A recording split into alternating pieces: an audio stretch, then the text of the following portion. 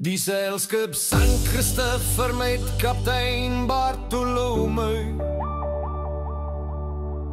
vaar langs die woeste kus van Afrika.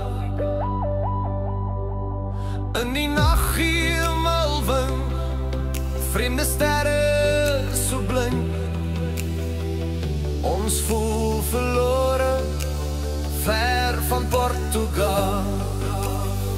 Hy snou die seile